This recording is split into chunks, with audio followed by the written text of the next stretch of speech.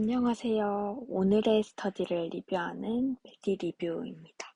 오늘은 국어랑 수학 모의고사를 봤는데 이 모의고사들을 복기를 하고 피드백을 하는 시간을 가져보려고 해요.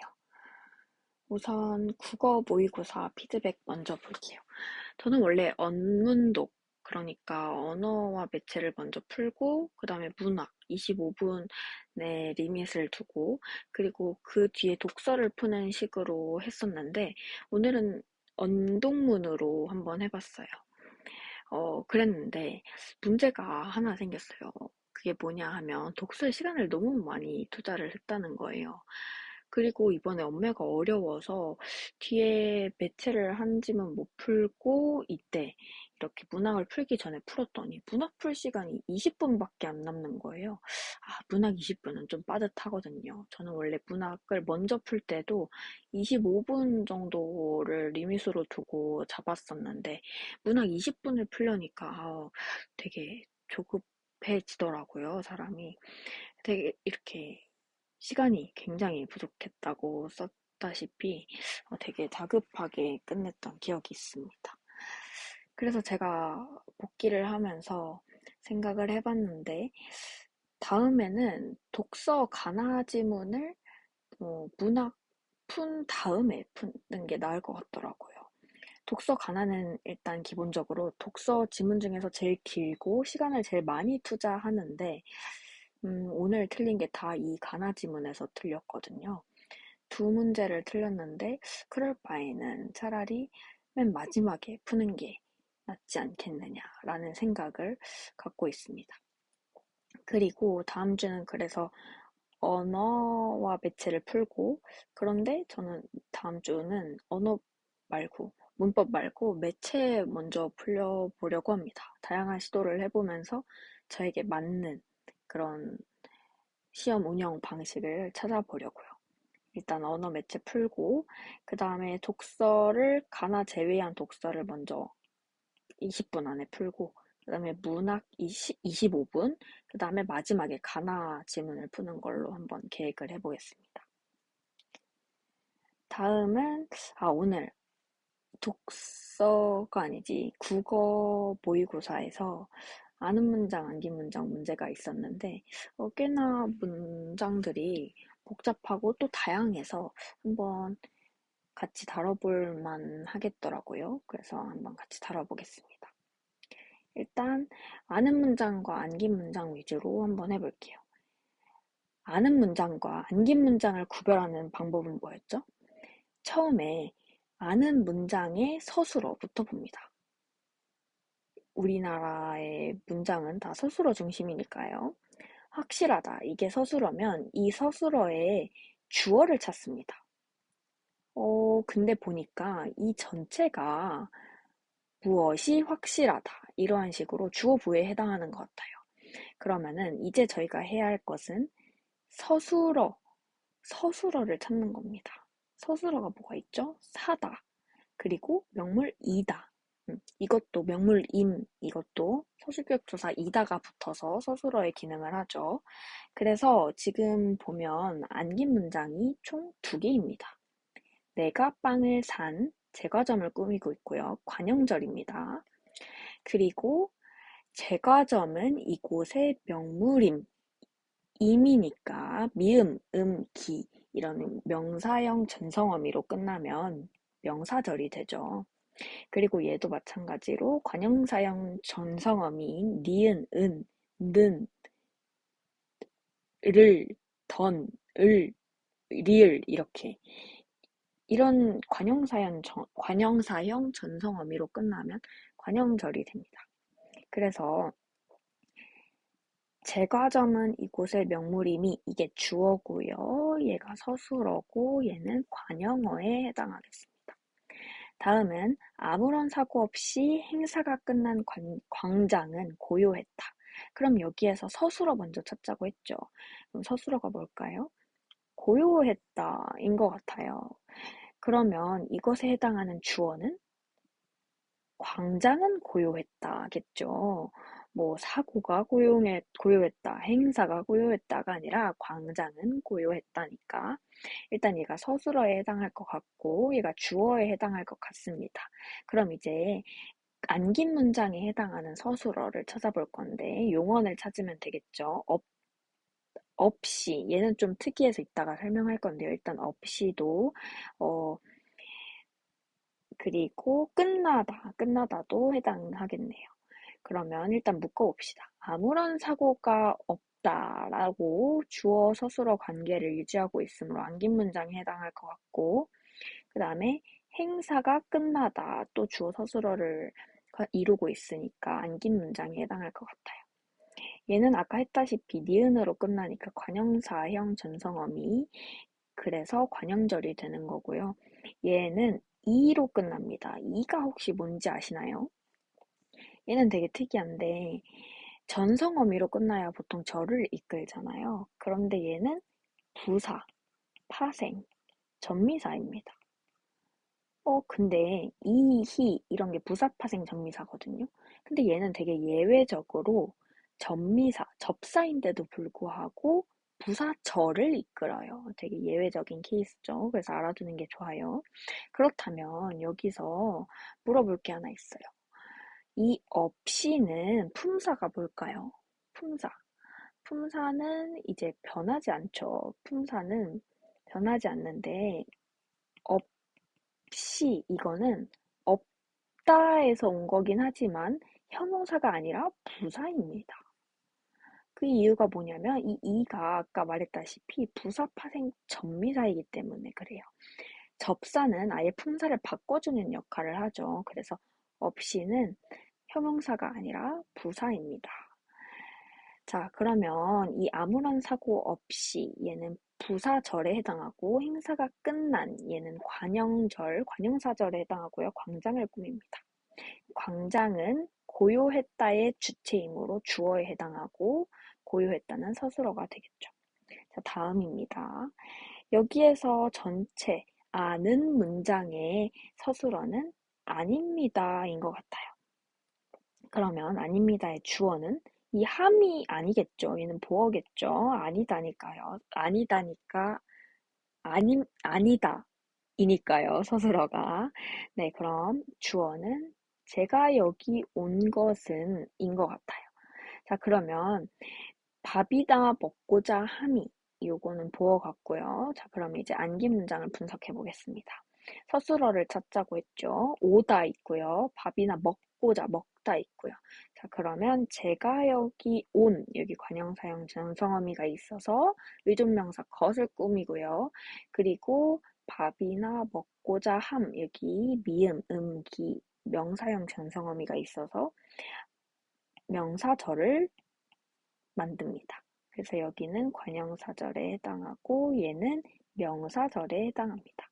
아까 말했다시피 얘가 주어고 얘가 보어고 얘가 서술어에 해당합니다. 얘가 주어라고 생각하지 않도록 조심해야 돼요. 다음을 볼게요. 나는 붉은 빛으로 노을이 물든 하늘이 제일 좋다. 여기서 서술어는 뭘까요? 요건 되게 조심해야 돼요. 서술어가 좋다. 얘도 물론 서술어 맞죠. 근데 전체 문장, 아는 문장의 서술어를 보면 하늘이 제일 좋다예요. 이게 조금 어려운데 주어를 보면 나는이에요. 나는 하늘이 제일 좋은 거예요. 근데 이게 서술절이라는 거거든요.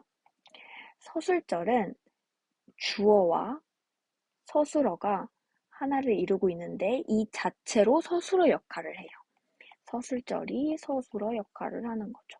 얘는 주어고 그러면 물들다 있으니까 붉은 빛으로 노을이 물든 니은 있으니까 관형사절 해당하겠고요. 하늘을 꾸며주는 거겠죠. 노을이 붉은 빛으로 물들다 이렇게 하나의 절을 구성하니까 관형절에 해당하고요.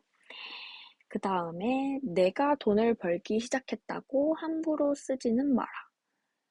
이것은 아는 문장, 안긴 문장이 전체적으로 이루어져 있지는 않아요. 이게 무슨 말이냐 하면 내가 돈을 벌기를 시작했다고 하고 한번 주술 관계가 끝나고요.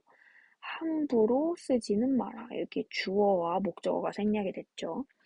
이게 어떻게 이렇게 해석이 되냐면 이 다고에 있어요. 다고. 다고가 연결어미예요. 연결어미. 연결어미에 해당하는 거라서 문장 하나와 문장 둘을 이어주는 거죠.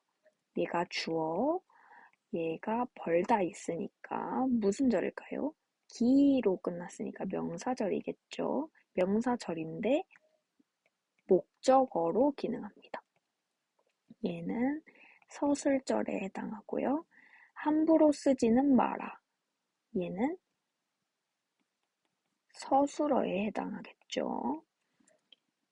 그리고 얘가 절 한 개, 절 두 개. 문장이 두 개가 있는 거예요. 절이라고 하면 안 되겠네요.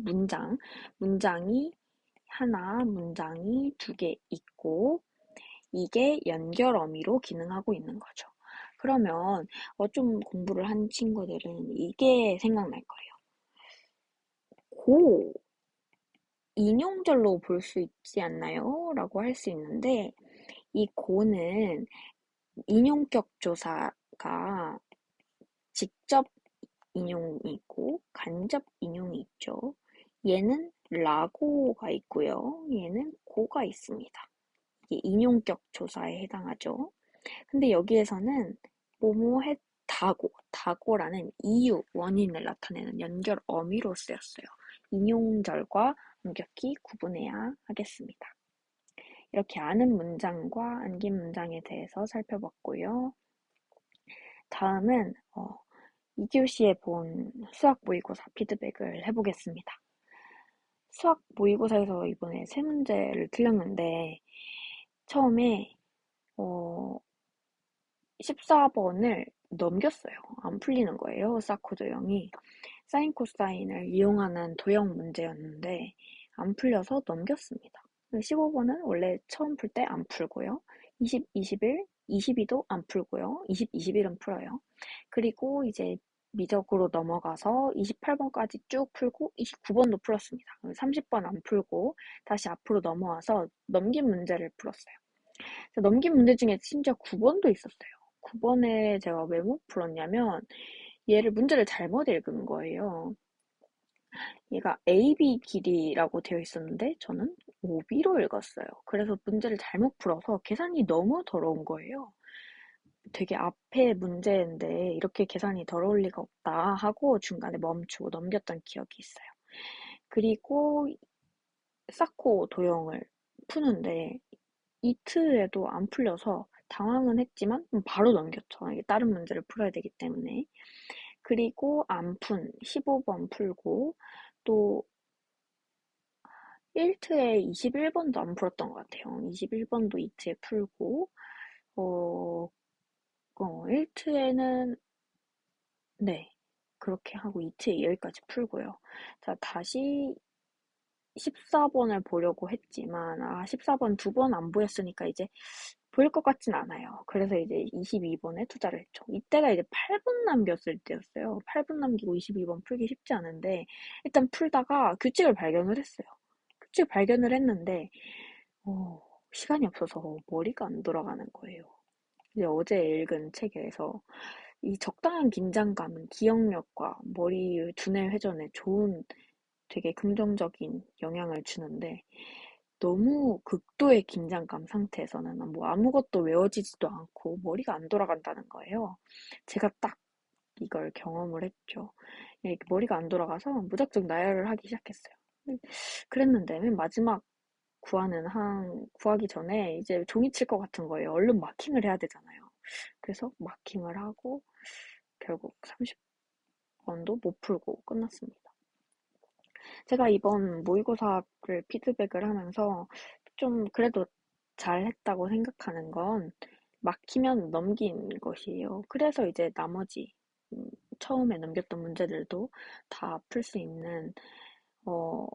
있었던 것 같고 막판에 7문제가 남았는데 40분인가 밖에 안 남았었어요. 근데 막판 스퍼트를 엄청 집중해서 그래도 22랑 30번은 못 풀었지만, 물론 14번도 못 풀었지만, 다른 문제들을 잘 해결할 수 있었던 것 같아요.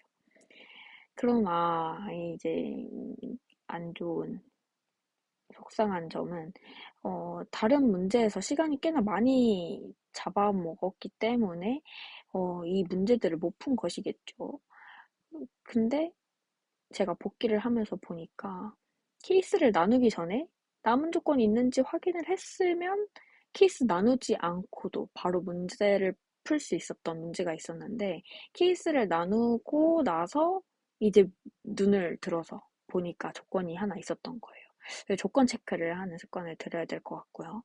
그리고 또 다른 문제는 가나 조건 중에 하나가 최근에 곱에 대한 조건이 있었는데, 문제 풀 때 순간 합으로 착각해서 케이스 2개 중에 1번을 하다가, 1번 아니구나 하고 2번으로 넘어갔다가, 2번도 아닌데 하고 1번으로 다시 돌아가서 되게 돌아가는 경험을 했어요. 이런 거에서 시간을 하나하나씩 줄일 필요가 있다라고 생각을 했습니다. 아직 수학 많이 부족하지만 이런 사소한 것들 하나하나씩을 모아서 피드백을 하고 좀 보완해 나간다면 좀 더 나은 점수를 받을 수 있지 않을까 이렇게 생각을 합니다.